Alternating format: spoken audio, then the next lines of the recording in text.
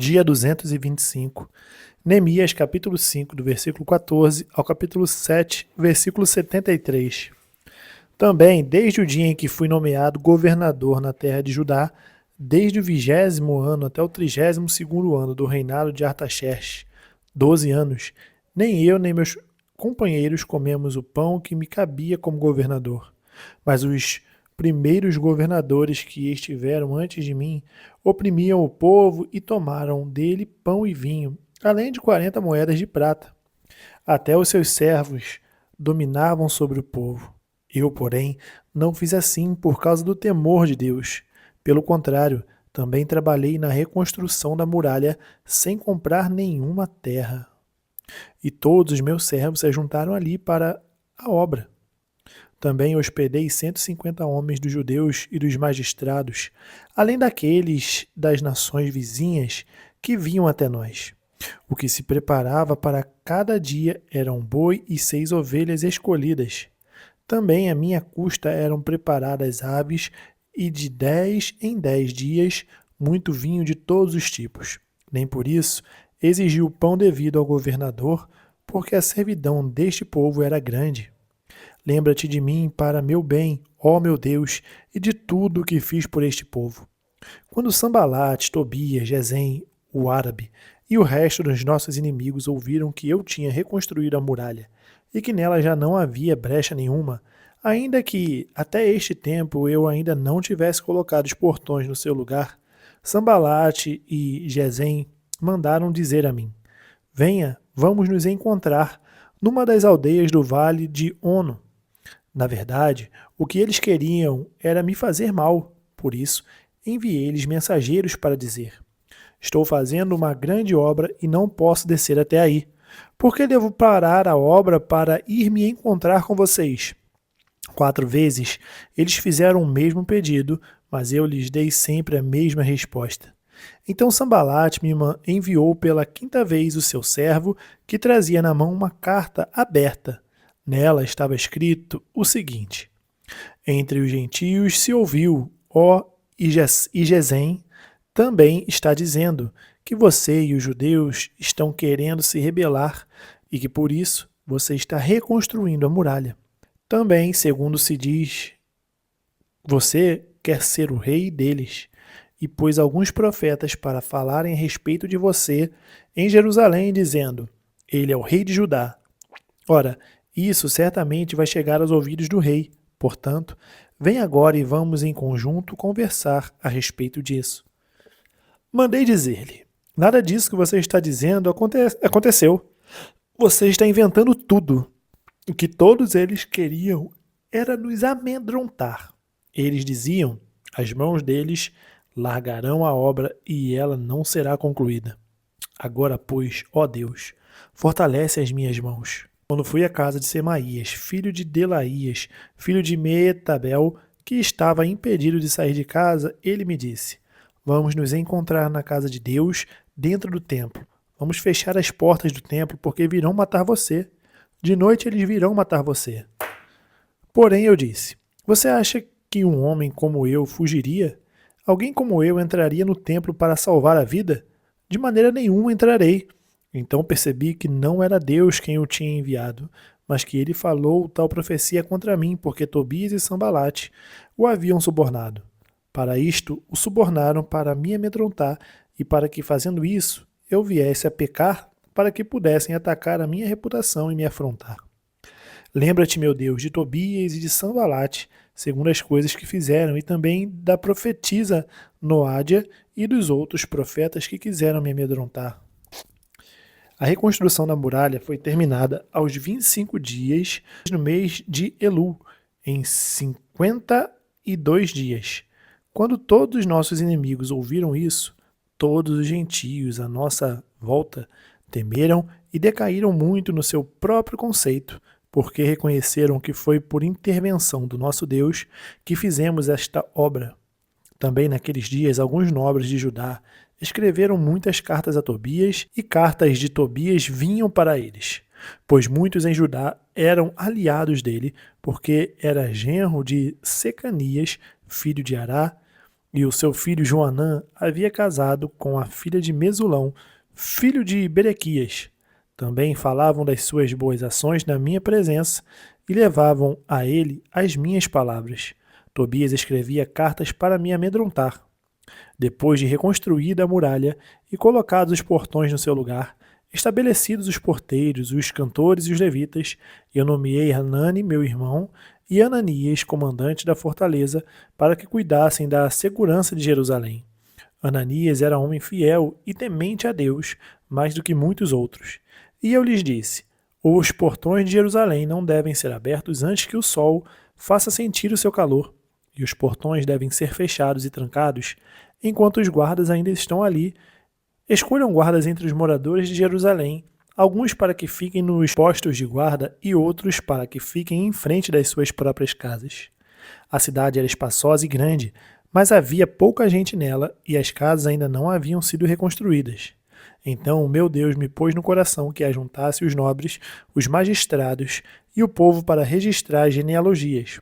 Achei o livro da genealogia dos que foram os primeiros a voltar do cativeiro e nele estava escrito: estes são os filhos da província que voltaram do cativeiro, do meio dos exilados que Nabucodonosor, rei da Babilônia, tinha levado para lá.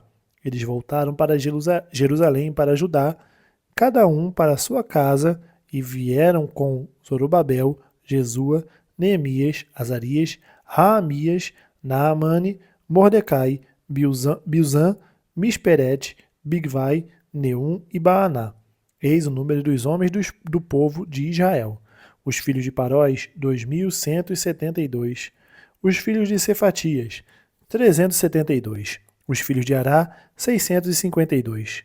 Os filhos de Paate-Moabe, dos filhos de Jesua e de Joabe, 2.818. Os filhos de Elão, 1.254. Os filhos de Zatu, 845. Os filhos de Zacai, 760. Os filhos de Binui, 648. Os filhos de Bebai, 628. Os filhos de Asgade, 2.322. Os filhos de Adonicão, 667. Os filhos de Bigvai, 2.067. Os filhos de Adim, 655. Os filhos de Ater, na família de Ezequias, 98. Os filhos de Rassum, 328. Os filhos de Bezai, 324. Os filhos de Arif, 112. Os filhos de Gibeão, 95. Os filhos de Belém e de Netofa, 188. Os homens de Anatote, 128. Os homens de Bet-Asmavet, 42. Os homens de Kiriat-Jearim, Sefira e Beerote, 743. Os homens de Ramá e Geba, 621. Os homens de Miquimais, 122. Os homens de Bet-Ai e Ai, 123.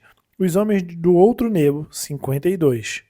Os filhos do outro Elão, 1.254.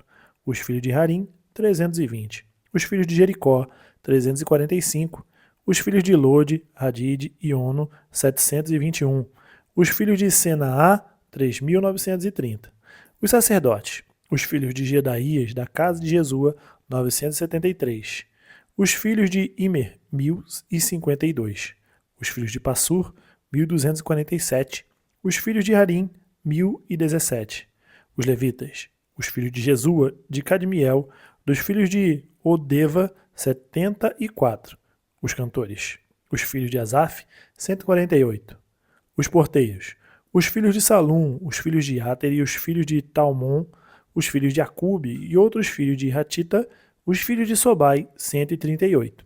Os servidores do templo, os filhos de Zia, os filhos de Azufa, os filhos de Tabaote, os filhos de Queiroz, os filhos de Sia, os filhos de Padom, os filhos de Lebana, os filhos de Agaba, os filhos de Salmai, os filhos de Anã, os filhos de Gidel, os filhos de Gaar, os filhos de Reaías, os filhos de Rezim, os filhos de Necoda, os filhos de Gazão, os filhos de Uzá, os filhos de Pazéia, os filhos de Bezai, os filhos de Maunim, os filhos de Nefuzezim, os filhos de Baquebuque, os filhos de Hacufa, os filhos de Haru, os filhos de Baslite, os filhos de Meida, os filhos de Arsa, os filhos de Barcos, os filhos de Císera, os filhos de Tama, os filhos de Nesias e os filhos de Ratifa, os filhos dos servos de Salomão, os filhos de Sotai, os filhos de Soferete, os filhos de Perida, os filhos de Jaalá, os filhos de Darcon, os filhos de Gidel, os filhos de Cefatias, os filhos de Ratil, os filhos de Poquerete, Azebaim e os filhos de Amon, todos os servidores do templo, e os filhos dos servos de Salomão eram 392.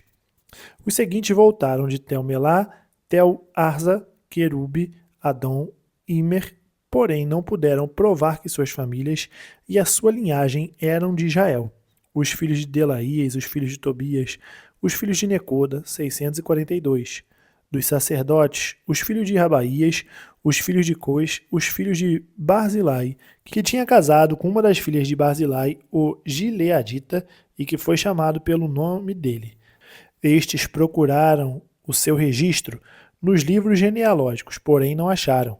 Por isso foram considerados impuros para o sacerdócio. O governador lhes disse que não comessem das coisas sagradas até que se levantasse um sacerdote capaz de decidir a questão por meio de Urim e Tumim. Toda esta congregação junta era de 42.360, além dos seus servos e das suas servas, que eram 7.337. Havia também 245 cantores e cantoras. Os seus cavalos eram 736, as suas mulas 245. Os camelos eram 435 e os jumentos 6.720. Alguns dos chefes das famílias contribuíram para a obra. O governador deu para o tesouro 8,4 kg de ouro, 50 bacias e 530 vestes sacerdotais. E alguns mais dos chefes das famílias deram para o tesouro da obra 168 quilos de ouro e 1.300 quilos de prata. O que o restante do povo deu foram 168 quilos de ouro, 1.200 quilos de prata e 77 vestes sacerdotais.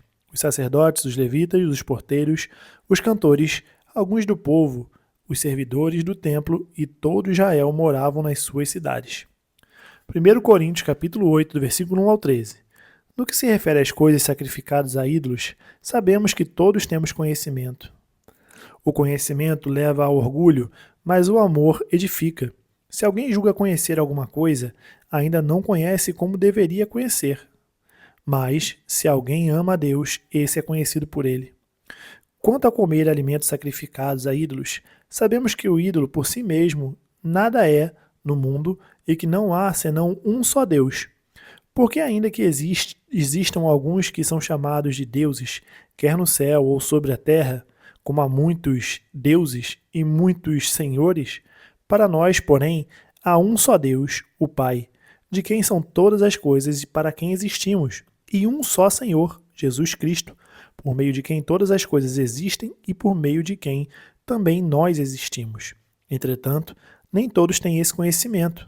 Alguns, acostumados até agora com o ídolo, ainda comem desses alimentos como se fossem sacrificados a ídolos, e a consciência destes, por ser fraca, vem a contaminar-se. Não é a comida que nos torna agradáveis a Deus, pois nada perderemos se não comermos, e nada ganharemos se comermos. Mas tenham cuidado para que essa liberdade de vocês não venha de algum modo a ser tropeço para os fracos. Porque se alguém enxergar você, que tem conhecimento, sentado à mesa no templo de um ídolo, será que a consciência do que é fraco não vai ser induzida a participar de comidas sacrificadas a ídolos? E assim, por causa do conhecimento que você tem, perde-se o irmão fraco pelo qual Cristo morreu, e deste modo, pecando contra o irmão, ferindo a consciência fraca que eles têm, é contra Cristo que vocês estão pecando. E por isso, se a comida serve de escândalo ao meu irmão, nunca mais comerei carne para que não venha a escandalizá-lo. Salmos capítulo 33, do versículo 1 ao 12. Exultem no Senhor, ó justos. Aos que são retos, fica bem louvá-lo. Louvem o Senhor com harpa, louvem-no com cânticos, na lira de 10 cordas. Cantem-lhe um cântico novo, toquem com arte e com júbilo. Porque a palavra do Senhor é reta, e todo o seu proceder é fiel. Ele ama a justiça e o direito. A terra está cheia da bondade do Senhor. Os céus, por sua palavra, se fizeram, e pelo sopro de sua boca o exército deles. Ele ajunta em montão as águas do mar, e em reservatório encerra os abismos. Que toda a terra tema o Senhor, que tremam todos os habitantes do mundo. Pois ele falou e tudo se fez, ele ordenou e tudo passou a existir. O Senhor frustra os planos das nações e anula os intentos dos povos. O plano do Senhor dura para sempre, os intentos do seu coração por todas as gerações. Feliz a nação cujo Deus é o Senhor e o povo que ele escolheu para a sua herança. Provérbios, capítulo 21, no versículo 8 ao 10. O caminho do culpado é tortuoso, mas, quanto ao inocente, a sua conduta é reta. Melhor é morar no canto do terraço do que com uma mulher briguenta na mesma casa. A alma do ímpio deseja o mal, nem o seu vizinho recebe dele compaixão. Terminamos o dia 225, nós nos vemos amanhã no dia 226. Até mais.